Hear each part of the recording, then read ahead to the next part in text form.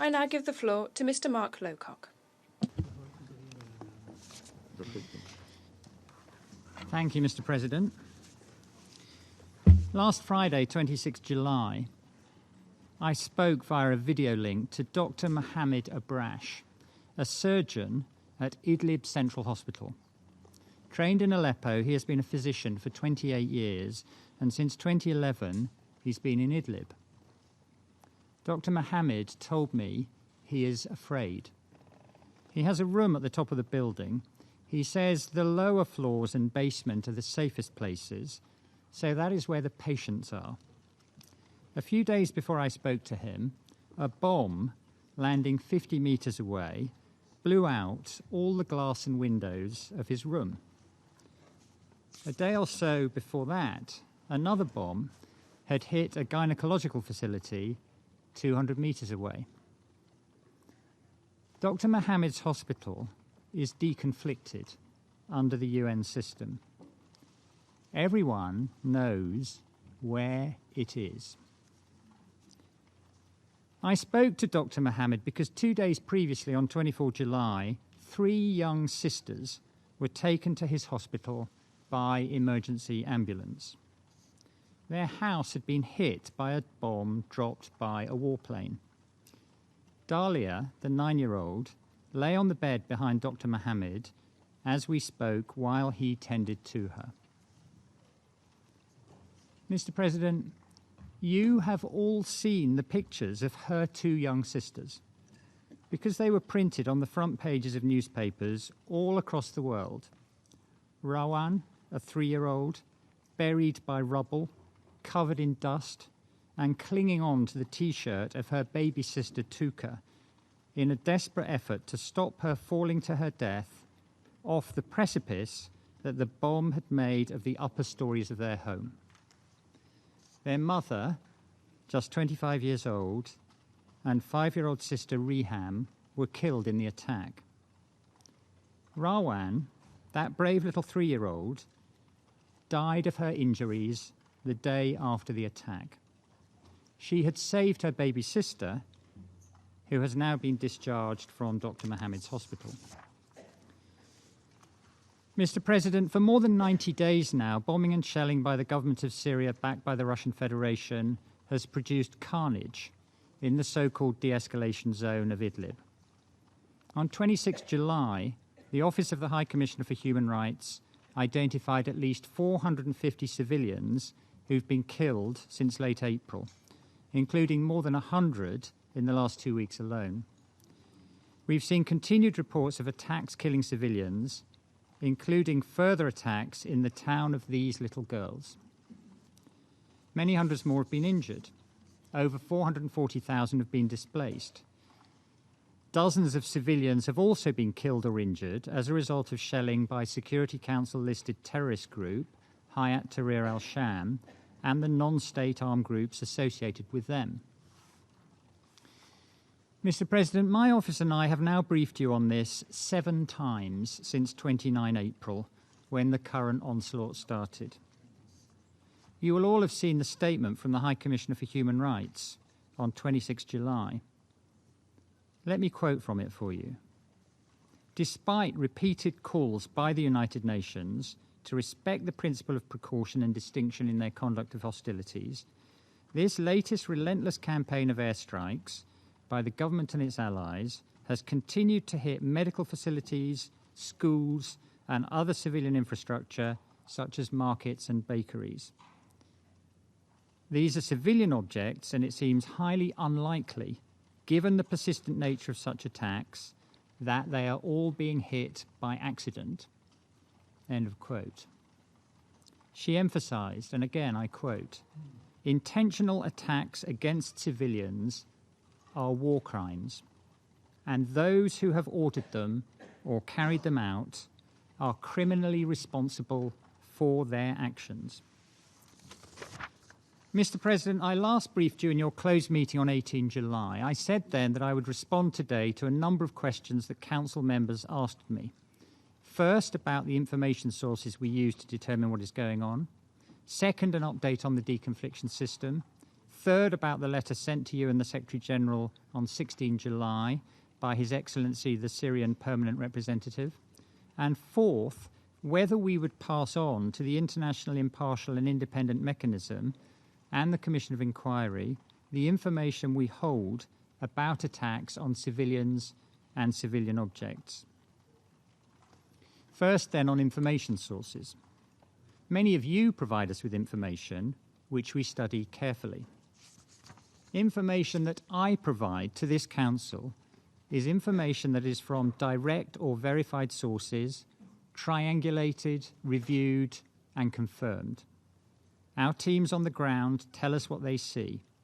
Our partners, who we've worked with for sometimes many years, who many of the countries represented here in this Council also work with, provide information.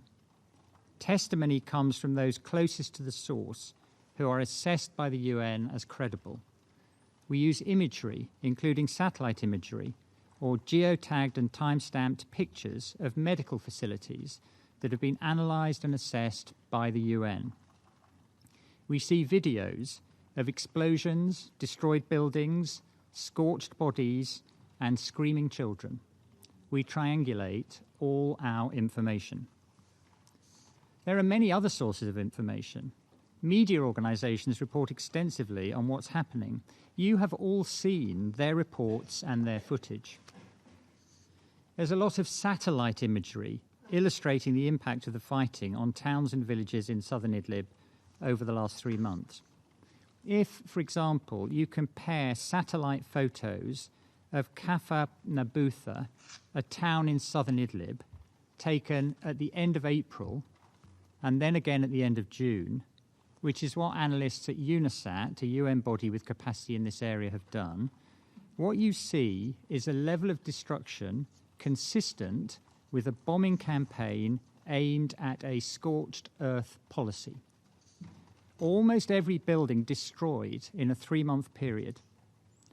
Such satellite imagery has shown 17 entire villages almost completely destroyed and emptied.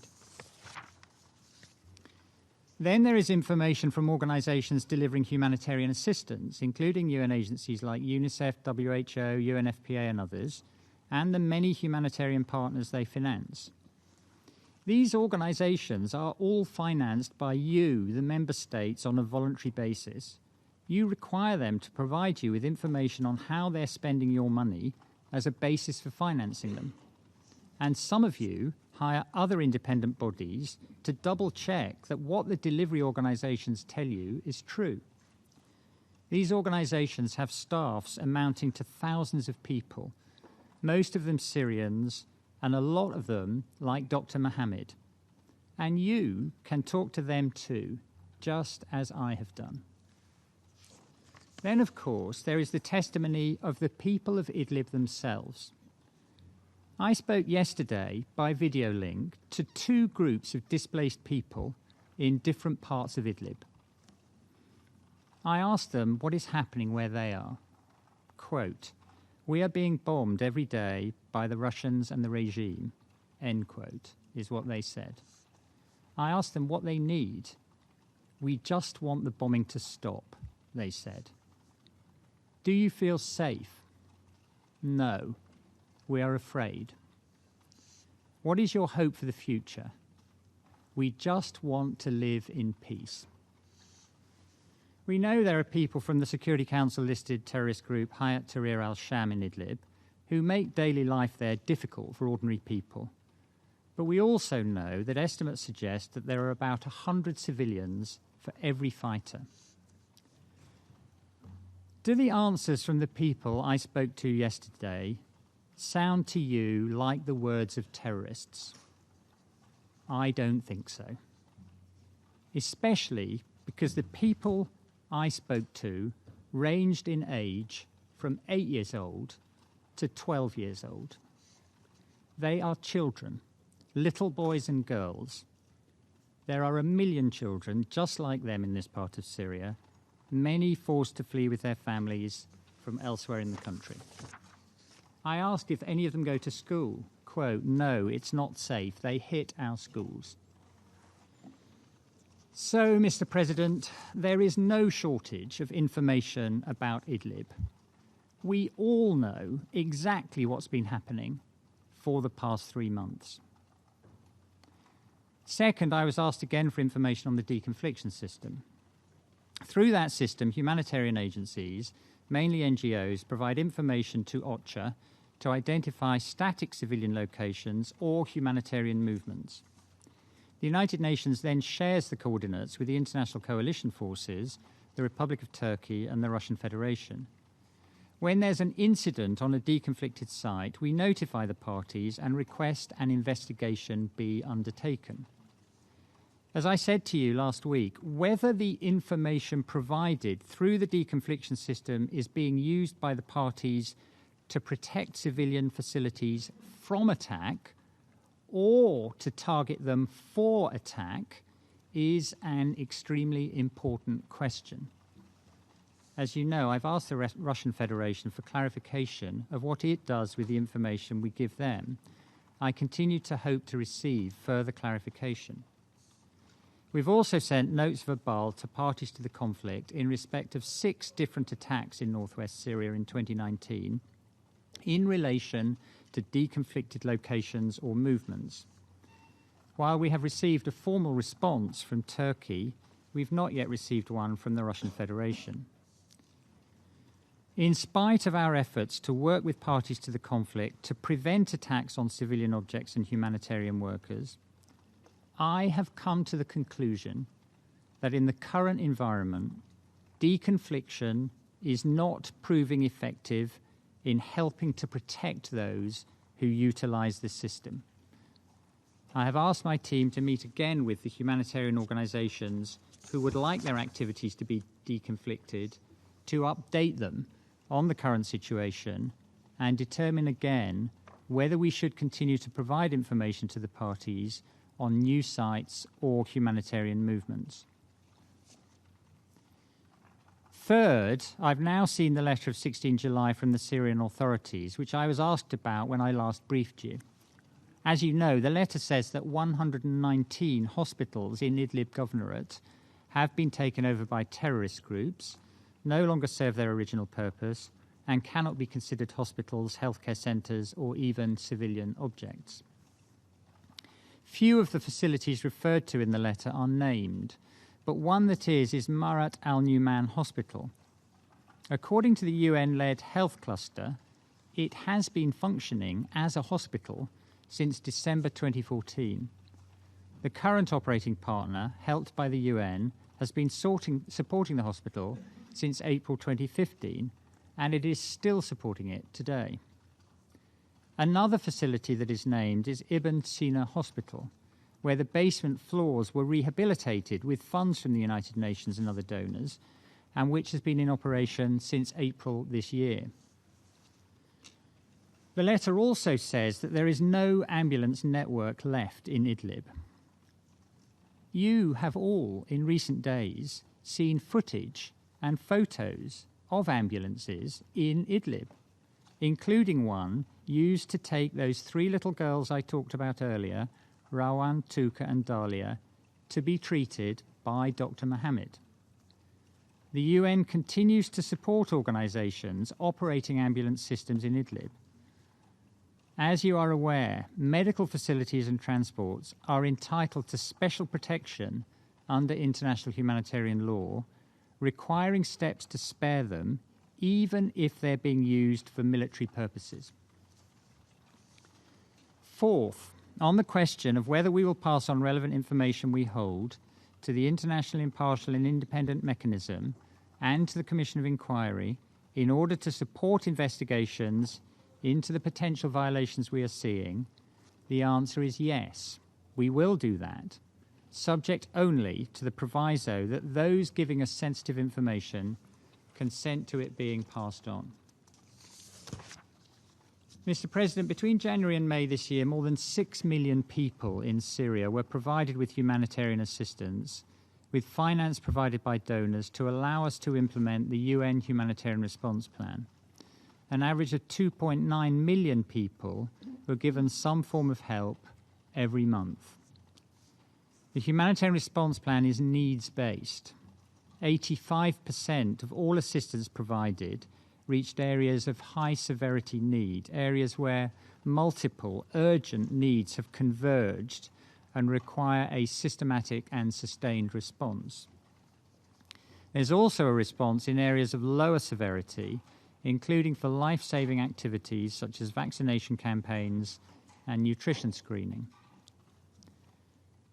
Some recent reports have claimed that UN humanitarian assistance reaches only those in areas not controlled by the government. That is untrue. In fact, most of those reached with UN assistance are in areas controlled by the Government of Syria. Access to the estimated 1.1 million people in need living in areas that changed control in 2018 continues to improve. In southern Syria, for example, 500,000 people in need have been reached at least once with some form of humanitarian assistance over the last 5 months, despite increased insecurity in recent months.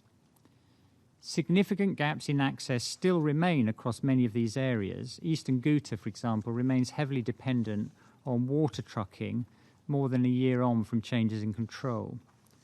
I also remain concerned for those 24,000 people remaining in Rukban, and I call again for access to reach them. In the northeast, 734,000 people also receive assistance on a monthly basis, including 70,000 civilians currently in Al-Hol camp. Humanitarian agencies have significantly scaled up their response to meet needs in Al-Hol, opening 3 field hospitals in the past month. I nevertheless remain extremely concerned about people there. I call again on all member states to repatriate their civilians and take all necessary steps to avoid statelessness. I also call on all member states to de-escalate growing tensions along the borders in the northeast and avoid any actions that may cause further displacement, casualties, and suffering. Humanitarian agencies have also, in addition, significantly scaled up cross-border operations authorised under your Resolution 2165, particularly for those who have fled to the northern part of Idlib during the current fighting. This month, cross-border aid aims to reach some 1.2 million people with food assistance.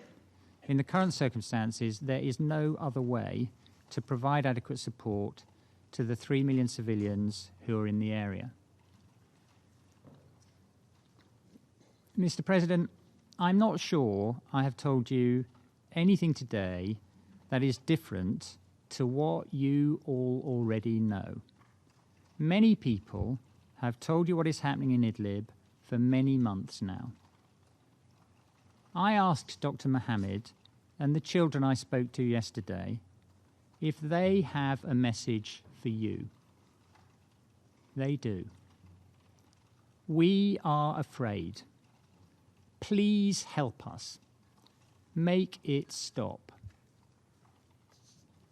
You, in this Security Council, have ignored all the previous pleas you have heard. You know what is happening, and you have done nothing for 90 days as the carnage continues in front of your eyes. Are you again going to shrug your shoulders, as Michelle Bachelet said? Or are you going to listen to the children of Idlib and do something about it? Thank you, Mr. President.